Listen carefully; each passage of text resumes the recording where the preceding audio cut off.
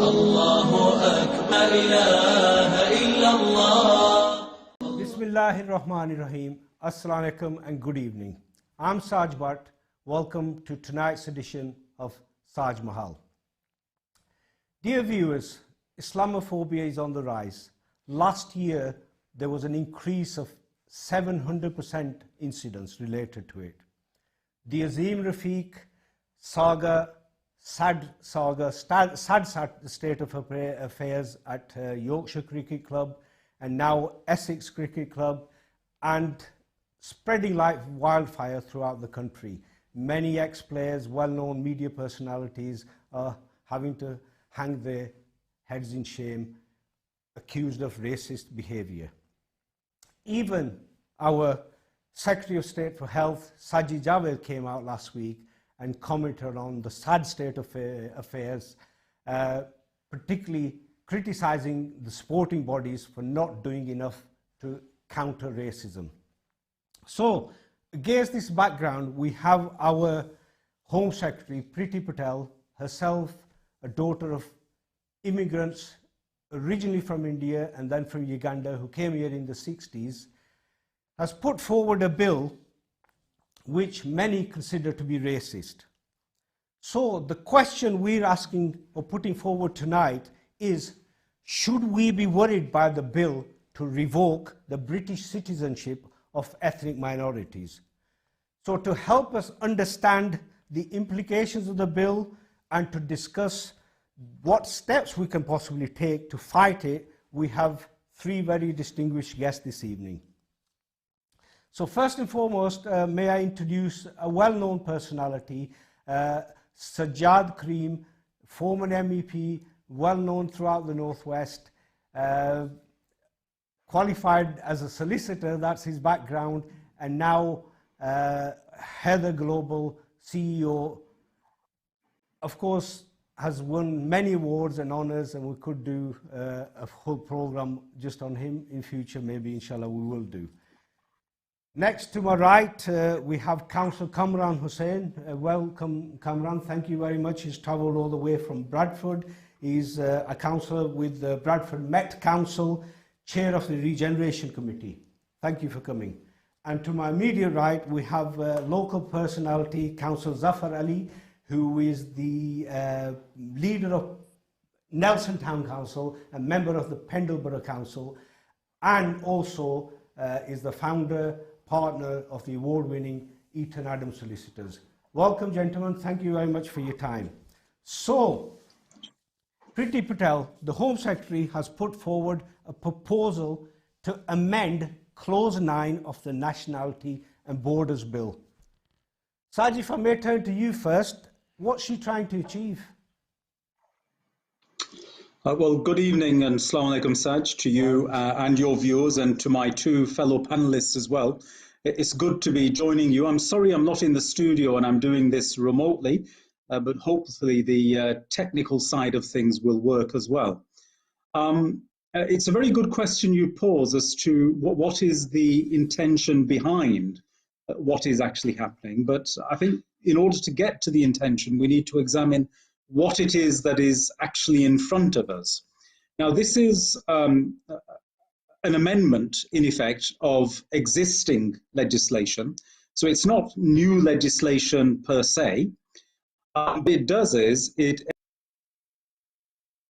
Oh, we seem to have lost Saj. You mentioned we hopefully don't have any technical issues. We've just had one. Very quickly, I needed to mention this anyway. Saj, I'll be back with you in a minute. Just mention the live call number, dear viewers.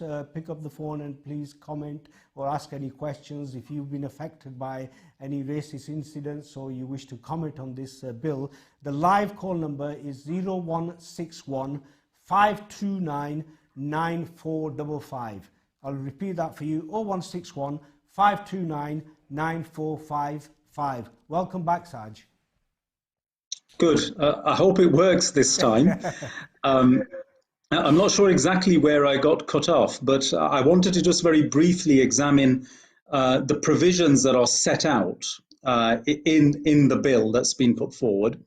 And basically what they do is they further erode the rights of notification to somebody who is about to have a very draconian measure put in front of them, which is the withdrawal of their nationality. So in effect, it extends the provisions in which the Home Secretary is absolved of the responsibility of giving notice to somebody whose nationality is about to be revoked. Now, this gets slightly complicated, but I need to run through it, and I'll try and do it as simply as I can, particularly so that viewers follow it, Saj. Under international law, a state cannot remove the nationality of somebody if it will leave them stateless. So what that means is that if any country wants to remove somebody's nationality, they have to be able to demonstrate that that individual has another nationality and therefore will not be rendered stateless. So the first point is that this provision only applies, and it always has, it only applies to people to whom at least a dual nationality can be attributed. So, for instance, if you were to look in a South Asian context, that would apply to people who have the right to a Pakistani nationality, a Sri Lankan nationality, or in an African context, it would be a Nigerian nationality. But Indian origin people in the United Kingdom are not covered by this provision because India does not allow dual nationality. So therefore, they do not get caught within the workings of this. So in effect, you find yourself in a situation where an individual who may be third or fourth generation British has never been to Pakistan or Bangladesh or Sri Lanka, has never held any documentation with any of those countries, but because their father or grandmother from either side of their parentage came to the United Kingdom, or their grandparents came to the United Kingdom, the Home Secretary can assign Pakistani nationality to that individual, not serve notice on them if the extended provisions go through, and that person's nationality can be revoked, and they can then be removed from the United Kingdom. So this is a very draconian measure that's been put forward. But one of the other very important things is the issue of intention as to why is this happening. And this is the one thing I want people to begin to understand as to what's going to unfold in the coming months. Many of your viewers, Saj, will remember the case of Shamima Begum, the British girl from Bethnal Green, to whom then Home Secretary Sajid Javid assigned Bangladeshi nationality, even though she had never been to Bangladesh and never had a Bangladeshi passport, had no documentation that linked her to Bangladesh, but because of her parentage through one parent, he assigned her as being of Bangladeshi nationality, and therefore withdrew her British nationality. Now, the situation is as follows. Under European law, it simply wasn't possible for this sort of measure to go through. But because we have now left the European Union, the government can put forward measures of this sort because they are no longer bound by the workings of EU law as they see it. However, the European Convention on Human Rights is very pertinent for all of this. And what we are now going to see is a campaign that will unfold from the extremes, from the far right and the far left, which is going to be an argument that all of these terrorists, we cannot deal with them, very dangerous people living in our midst, because there is a part of Europe that we have not left yet, and that is the Council of Europe. So you can see where this is all going now. So the next step is going to be a campaign. Sorry, I'm just going to finish now. Okay. The next step is going to be a campaign that we must leave the Council of Europe and the ambit of the European Convention on Human Rights in order so that we will then have the power to protect ourselves from these very dangerous people by removing their nationality. So that's the intention behind it. Thank you very much for quite a detailed and, may I say, perhaps a bit technical answer, which perhaps was required for our viewers. But just very quickly, Saj, my question was right at the beginning, and I would love it if you could give me one word answer. Should we be worried? Are you worried?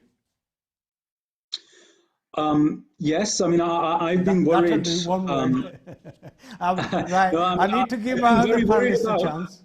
Okay. Yeah, but very quickly, just to give a little bit of context, if I may, Saj, yeah. I've been extremely worried about the direction of travel for a very long time because, you know, many people from the ethnic minority communities voted in the EU referendum to remove the Europeans from the UK. Yeah, this is a statement of fact. Yeah, it's true. And, you know, we spelled out to people at that time that you might be voting to remove others today, but don't think there.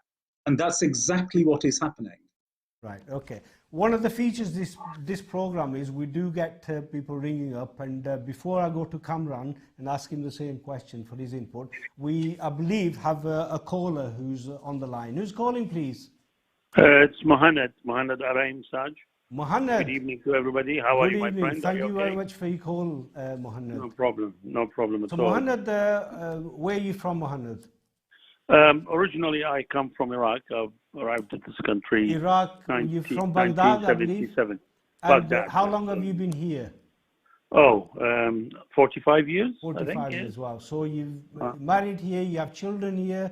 Yes, I assume you've got grandchildren as well? Absolutely. Tell us what you feel about this. Well, Saj, obviously, I'm not fully aware of what the ins and outs of this law is, and I haven't. Did you sign this change.org petition? Yes. Right. What made you sign that? Well, to be honest with you, when I first came to this country in 1977, you know, a year or two after that, I had it engraved in my heart that Britain is the bastion of democracy, bastion of human rights, bastion of integrity, bastion of respect to human beings, whoever they are. And the system would always protect you.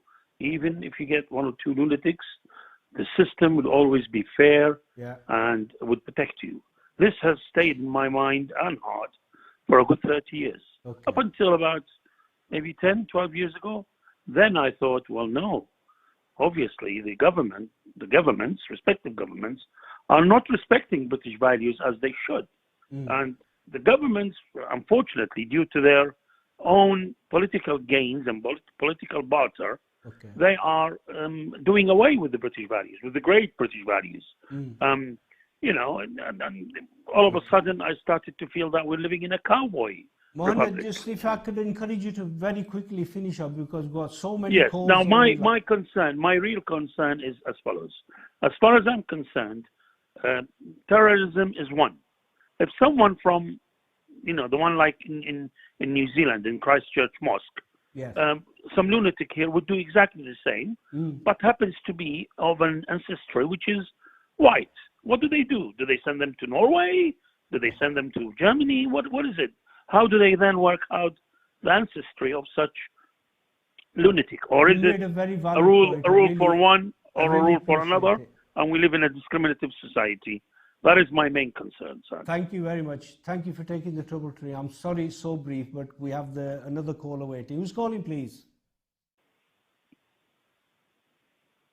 Yeah. Hello. Hello. Who's calling, please? Assalamu alaikum. It's Kashif Iqbal from Nelson. Kamar, how are you? I'm good, thank you very much. Kamar. How are you doing? You okay? Very good, thank you. Good. First of all, is Sajjad still there? Saj, can you hear this conversation? And it's young Kama, my dear young brother. Saj, hello? Can you hear us? Yeah, can you hear me? Yeah, Kamar? Yes. So, Assalamu alaikum, Sajjad. Both of you, Assalamu alaikum. Wa alaikum salam. Wa alaikum salam. How are you doing? You okay? So, a quick question to Sajjad. It's to do with, you know, like you said, India isn't part of this rule that they made because they don't have a dual nationality. Do you think there's any kind of favoritism going towards countries like India in comparison to Pakistan? If you look at recent situations we've had with the lockdowns, etc., you know, where they had higher rates than us, and they seem to favour UK seem to favour India over Pakistan, and now they've made this because they don't have dual nationality. Did you? Would you like me get to that? answer that, Yeah, Saj? please, Saj, if you can quickly. I did. Well, first of all, Kamar, it's really good to see you and hear from you in this way, first of all. Good. And secondly, the thing you propose, actually, I would ask you to the United Kingdom today. I'm sorry, that many people believe. It keeps cutting out. Yeah, we're going to have to abandon that. Yeah, Kamar will get back to this. Not a problem. That's fine. That's Just fine. quickly, do you want to finish off making any other point before I pass you over? No. That is fine. I just wanted to say salam and. Thank you very much. Thank you. Just hold the next call because I want to get my panelist in.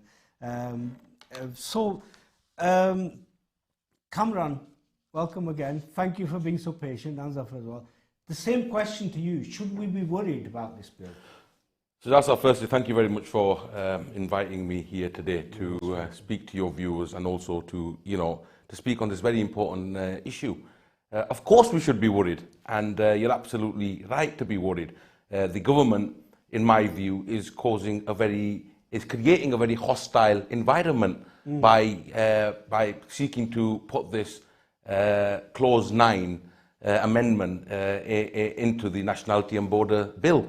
Now, obviously, Sajjad Karim Saab has very, comprehensively gone through the finer technicalities of that bill, and I think he's well placed to do so with his legal background. I'm not going to go into that particular side, but I think what we have to look at here is exactly what is the issues and what is the purpose of the government actually proposing this amendment.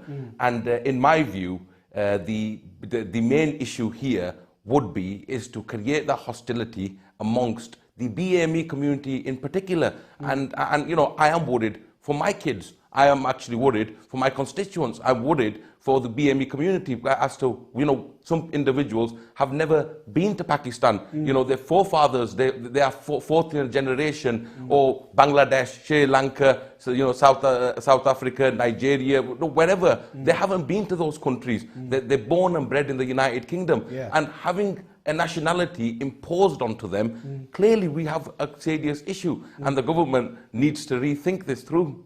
Right, okay. Right.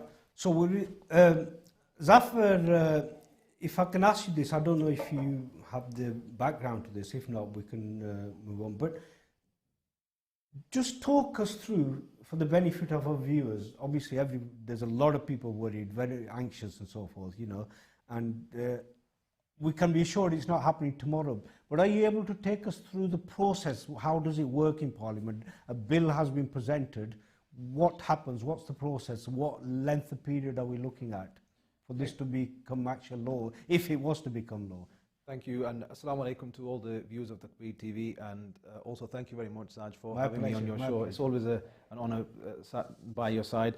In terms of the commentary that's already been made by Sajjad Karim, my colleague Kamran, there's clearly a legal minefield around the whole process. Currently, the actual bill itself has had its first and second reading. There's various different procedures involved in that, and currently it is at the reporting stage. Okay. This stage is actually really, really critical, and the reason for that is because all MPs can suggest amendments. So there's nothing to say, Saj, that this particular draconian measure, an amendment that's been suggested, cannot be changed. And I think I will use this platform for all the listeners of and viewers of Takbeer TV to write in to their MPs. Clearly, you're going to have phone calls tonight of worried parents, of worried constituents of mine, Kamran's, and all the other representatives who watch your show very keenly, that it is important to note that amendments can still go through with this bill. And I think one issue that I have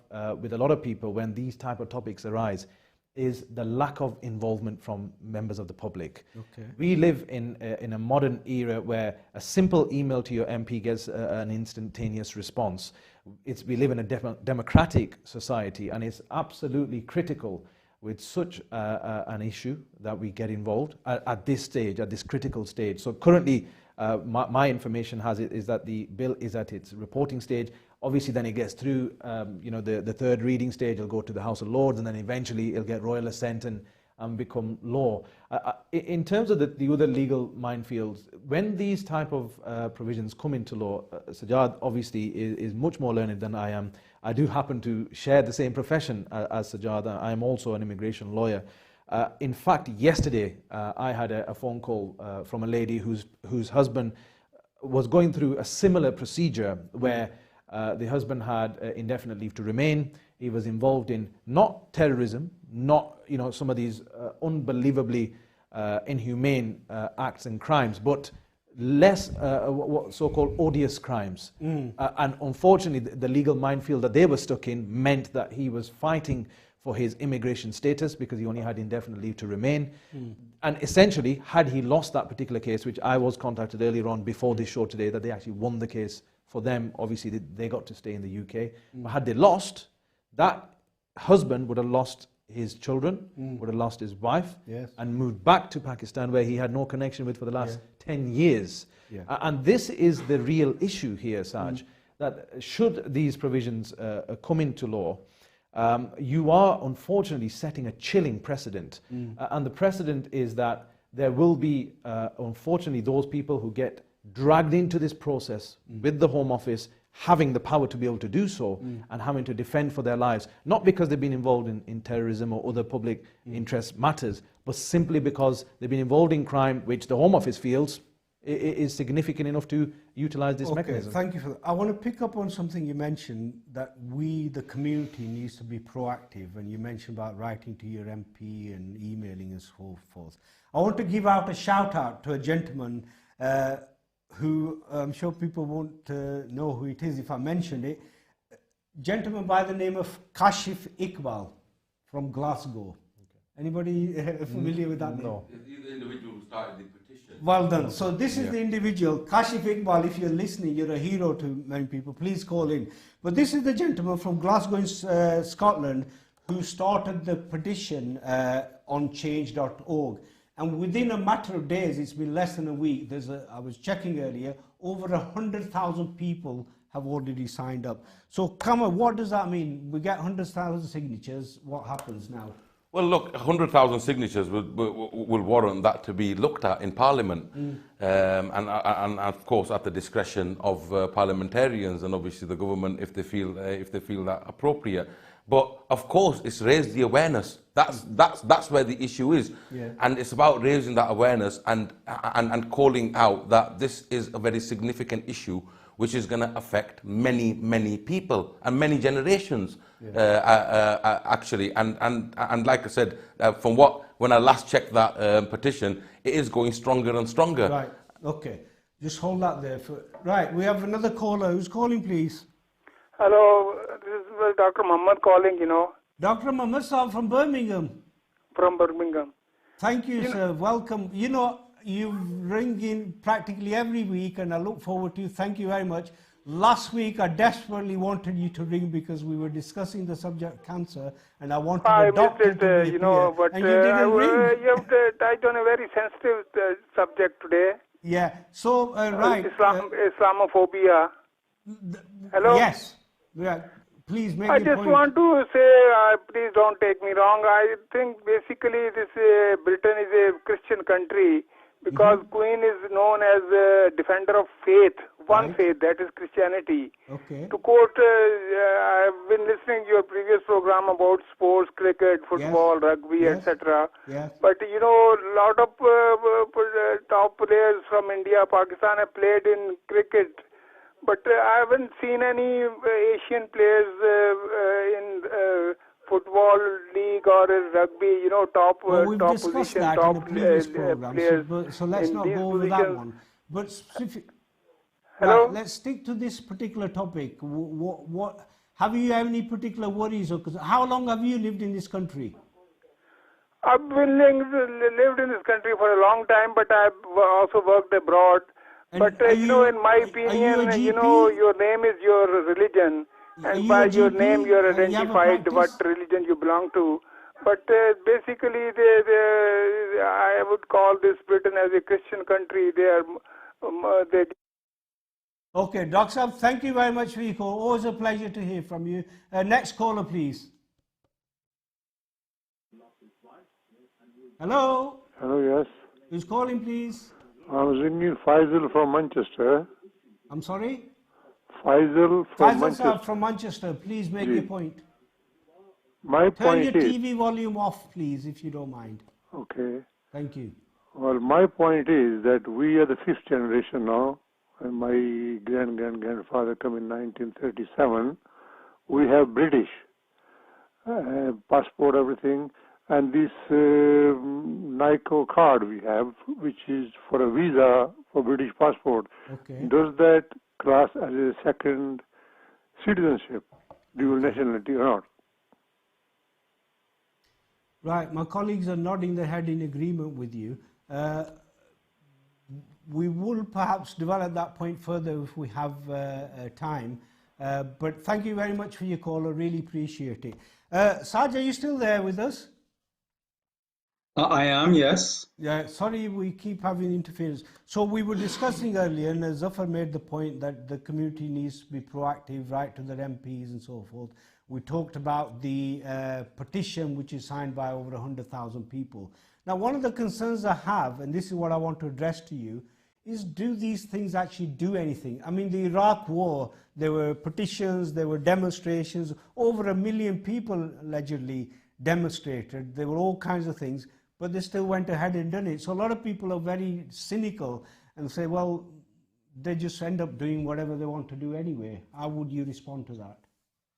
Well, I think the petition actually has been quite useful in this instance, because what it's done is it's drawn people's attention to the fact that this is happening. Mm-hmm. And this actually is one of the roles that the official opposition should have been playing as the bill was first presented in Parliament. Mm-hmm. Unfortunately, the official opposition has really been asleep on this particular file. And there are political reasons behind that, and that is because the leadership of the Labour Party just doesn't want to get involved in this mess at all. And therefore, the petition has had the effect of making sure that there is an awareness amongst people who are likely to be affected by this, but we need that awareness to become much wider and to be amongst the population at large as to how this actually is eroding British values in the way that the gentleman from Iraq spoke about. And that's the basis upon which we can then properly challenge this. So my two fellow panelists both made an appeal that members of Parliament should be contacted by your viewers, and that is absolutely right. But what we need is for members of Parliament up and down the country, from all parts of the country, to be contacted by all different sections of the British population to ensure that this doesn't go through. Okay, thank you. Kamran is offered. So, Labour Party councillors, your party leadership, Saj has made a very good point, has been very silent. What's going on? Well, look, I'll come in on to that, and like I said, I'm not. This is an issue which affects not only politicians from the Labour Party, but also will affect politicians from the from any political party.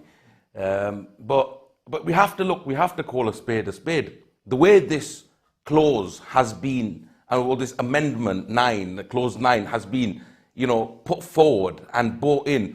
It's been very sneaky, and it's been brought in such a way where it actually hasn't transpired up until a couple of days ago, when actually, when it came forward and people looked at it and thought, oh, hold on a second, this is something serious that's coming through. Yeah, but Kamran, if I may interrupt, sneaky or not, it's here, we're here, but the Labour Party leadership, where are they? What's going on? Well, Saj, I've appeared on a few interviews regarding the approach that the Labour leadership has had. In particular, for example, on the Islamophobia issue, the anti-Semitism issue in the past, and I've openly said that the approach which the Labour Party has had has at times been ineffective, has at times lacked leadership. I'm not going to hide and hide in any bushes.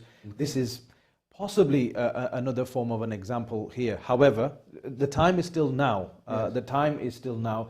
It's evidence that we live in a democratic society, that everybody has a part to play, not just the leadership of the Labour Party. Of course, the leadership of the Labour Party is in the House of Parliament. It has the forum, but ultimately, it's for us all as representatives of our respective communities to bring forward that fight. That's good. You've encouraged the ordinary public to write to their MPs, contact them, email them, so forth. So what? Okay, I'll come back to this question, but go on. Who's another call?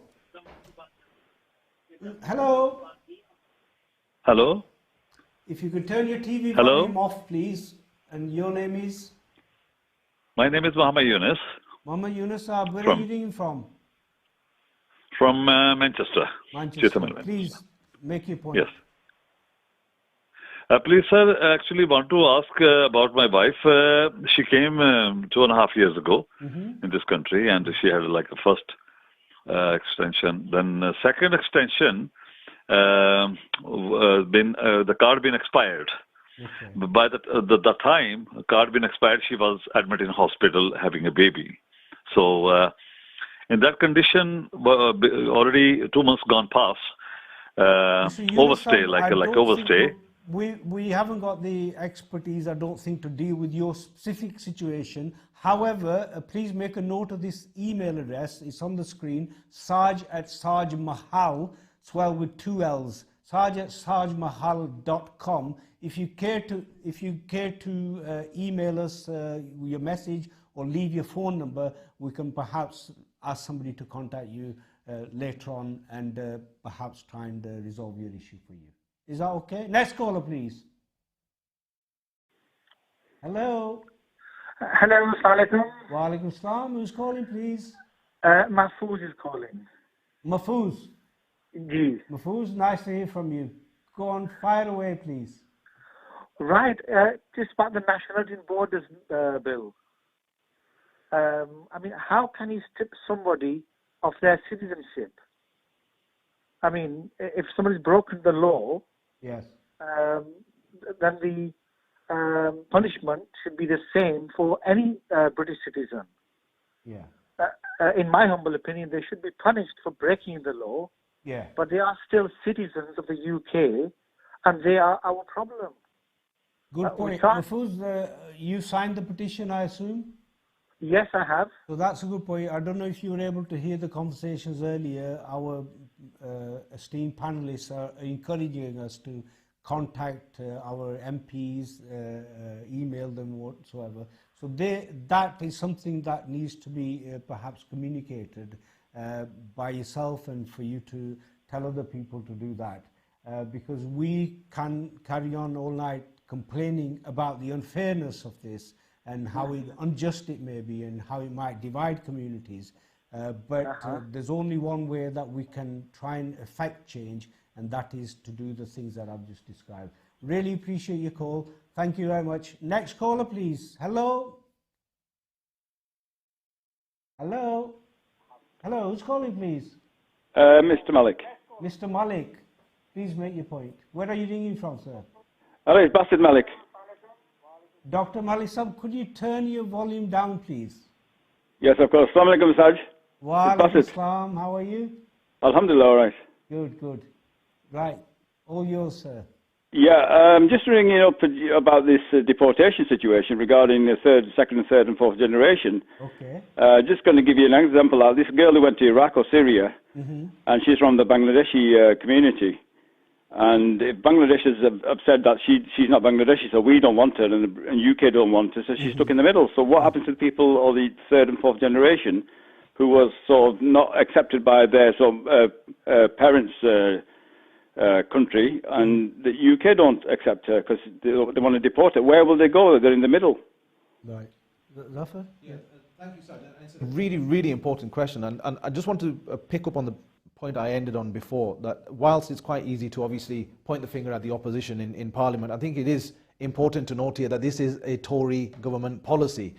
My colleague Kamran obviously mentioned earlier on that this is the right-wing rhetoric around creating this hostile environment. But the question that's been posed by the viewer is unfortunately, we've already had examples of this. We had examples of this when, during the Arab Spring, for example, there were citizens of Middle Eastern countries who had a very complicated immigration sort of status. They had different passports, different citizenship issues, and they were left in the middle. They were, in effect, left to sort of fight between different countries and different immigration states and laws. And I'll give you an example, Saj. Between 2006 and 2018, and this is staggering, 175 people lost their citizenship on national security grounds. This was between 2006 and 2018. 100 out of that 175 were in 1 year, in 2017. So it goes back to the point I'm making. This is a Tory policy. This is a deliberate policy. And 2017, 100 people lost their right, their citizenship right. And it's quite easy for Priti Patel to say that that citizenship is a privilege and not a right. But clearly that privilege is being controlled by the Tory government. And I think that's frankly flouting international law. And whilst it's important to, yes, be held to account by the opposition, I think, why not do the right thing? These are human rights. You're going to leave people, as the caller has mentioned, left in the middle of no man's land. Where do they go? Where do their children go? And you're breaking down a complete family structure. I'm sure there's going to be so many more callers who want to make their point heard on this, and I'd love to hear more remarks on that. Okay. Councillor Campbell. Look, just following on from that particular point, and I think Zafar's absolutely right. Now, this is actually, Sajad Saab, I think, mentioned a point at the very beginning when they were setting out the basics of this particular, law or the readings of and what stage is that in Parliament. But we have to get one thing very, very clear here, that this has already been set in law previously, so it's not something new that's coming on. Previously, but the amendment is to give notification. So the government now holds rights, or will hold rights, if this bill is amended and a royal assent is given to this and it's placed into legislation. This will basically allow the government to bypass the notification and actually, no grounds of appeal, and say, you know what, on your way, on your bike. So it does flow in international laws, and the fundamental of human right, it completely is contrary to that. Saj, are you there with us? I am, yes, yeah. Yeah, if you want to come back on that, I mean, particularly I know Zafar is very keen to emphasize that this is a Tory policy. But you rightly raised the fact that the Labour leadership has been very silent and very quiet on it. Do you want to pick up on that? Well, I can do. I don't think it's particularly useful, but I can do. I can revert in this way, that in the way that Kamran has just pointed out, this is actually not a new thing. The power to take away somebody's nationality. Okay. And actually, if you trace the origins of that, you go back to governments well before a Conservative government, and you are into the era of the post 9/11 situation. But I really don't want to get into that, because I think both of the young councillors that you've got, Kamran and Zafar, have done the right thing today by appealing that people should get in touch with their members of Parliament. And I think what's important is that all those of us who believe in traditional British values come together on this, irrespective of our political backgrounds. There's one further point I do need to make, and that is a very important point that Kamran just made about the application of international law. Now, there is no international court that you can go to. The court that you can go to is either the Supreme Court of the United Kingdom, or if you have a human rights point, you go above that to the European Court of Human Rights. And that takes us back to the initial point that I made, that the circumstances that are being created here are in order to convince the British people that they now need to leave the Council of Europe, which applies the European Court laws. So that's the political background to what is actually happening here. Now, if British people are persuaded that that is what now happen, then there is no international court left for British people to go to if you have draconian measures put in place by any particular government. So this whole thing, I mean, Brexit was phase one. The next stage is to pull us out now of the Council of Europe. And that is what is now unfolding here. And we absolutely must come together to take a stand to ensure that we don't make a further mistake on the Brexit that we've already made. Okay, thank you for that. Saj, you're now a member of the executive of European Movement UK and also chair of the Conservative European Trade Forum. But do you want to tell us a little bit about this movement and what it's hoping to achieve? Well, we are trying to revive an old movement that existed in the United Kingdom back in the early 70s, before the UK joined the European Union. And it was a movement which basically brought together all those countries in Europe that believed in the same values.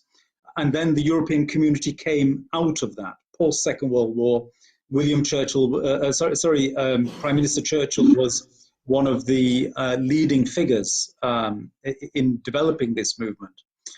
However, we now find ourselves in a situation where the UK, having left the European Union, is now putting in place legislation which actually is pulling it away on a values basis from all of those values that we agreed with those other countries on. Now, there's one further point I want to make about that, and that is that by undoing these values, we are actually also weakening the integrity and structures of the United Kingdom itself, because Scotland takes a very different view.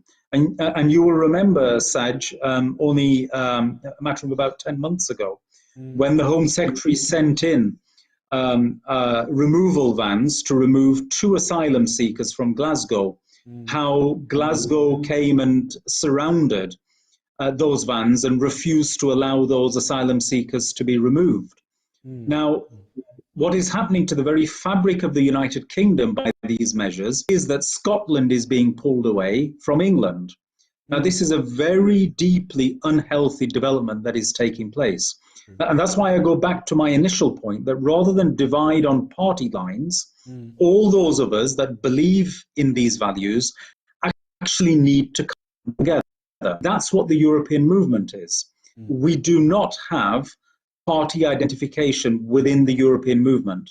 All those people, irrespective of any party they belong to or no party, if they believe in the values that both of the councillors set out, that I've spoken about, then they need to join with us and protect those values post-EU protective environment.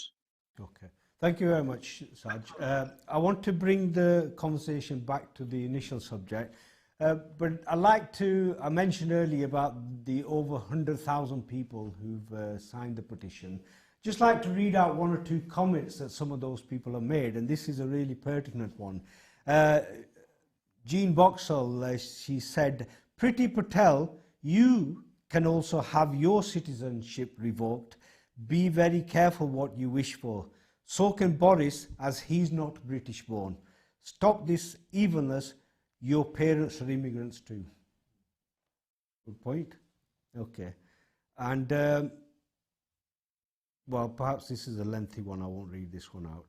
But another comment, more racist / fascist laws from the worst and most authoritarian government in living memory. I'll read one more. It is wrong to create second-class citizens who can be stripped of their citizenship.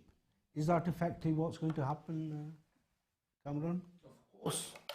Effectively, look, the sentiments are there from the people that are filling the comments out. Of course, people know that this is going to deliver into a bigger problem, and potentially, you know, people thought, on one hand, for argument's sake, I think the point, I'll come back to a point that one of your callers made earlier, that if in the criminal justice system, if on one hand you've got somebody who happens to have a NICOP card and commits a crime, he can have his citizenship revoked from him. On the other hand, you've got an individual who's born and bred in the United Kingdom and has no ties to any other countries.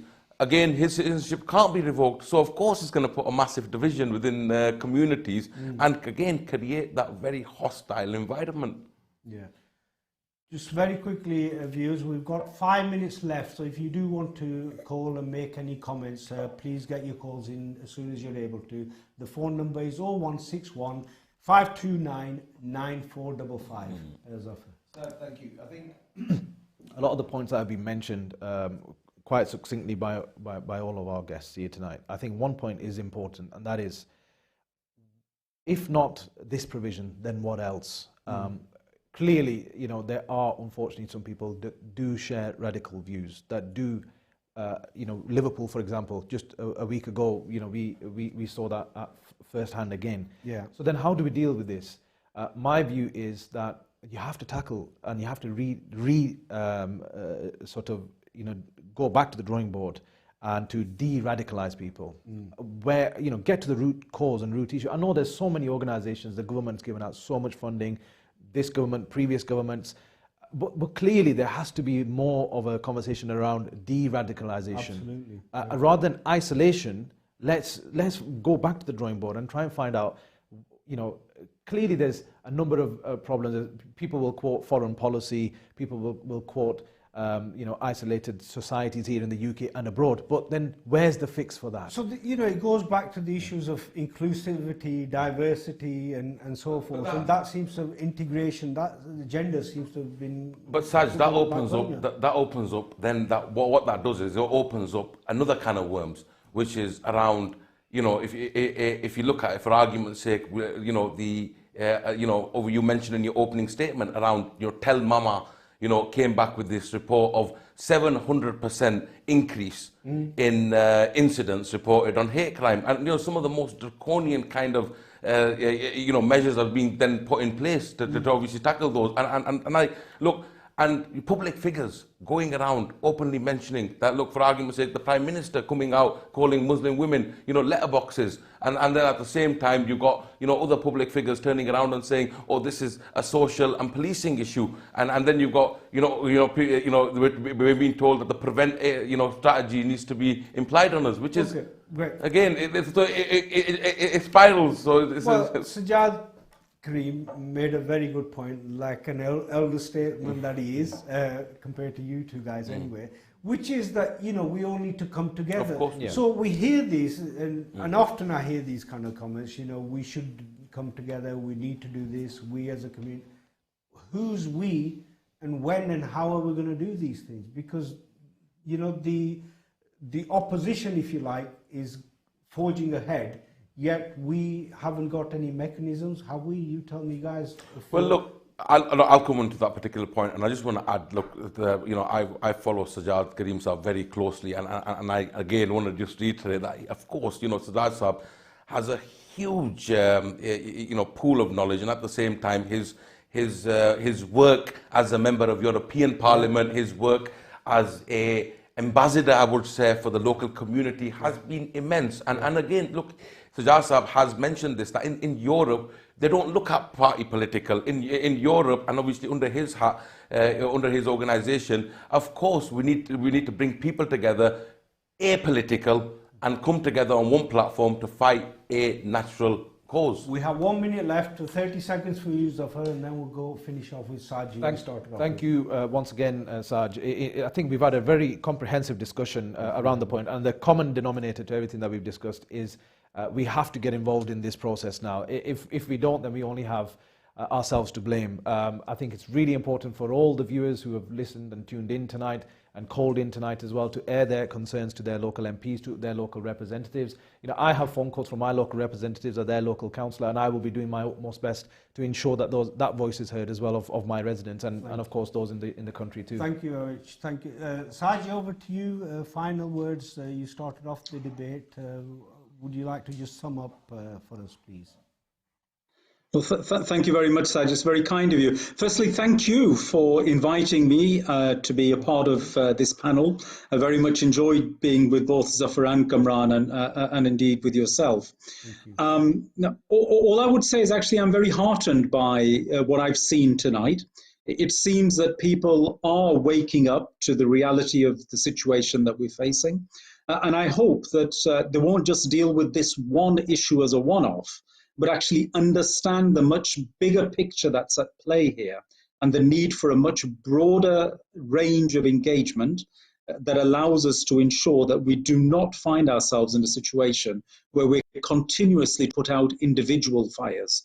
Let's concentrate on the very large fire that is going to emanate at the end of the day unless we actually come together on a values basis and fight, in fact, for our values, keep the United Kingdom united, and therefore be in a very strong position to keep those very strong, liberal, traditional British values in place. Right, we run out of time. Saj, thank you so much for joining us this evening at very short notice. Kamran, thank you to you. Zafar, thank you very much to you. It's been an excellent debate, and of course it won't have been so without our dear viewers. We appreciate your comments and your calls. Just like to finish off by encouraging all of you to continue participating in the way our guests and panelists have described to you. Come together, share the knowledge, and let's get out there and fight this bill. Is obviously in all our interest. Thank you very much again. Good night. God bless. Assalamu alaikum.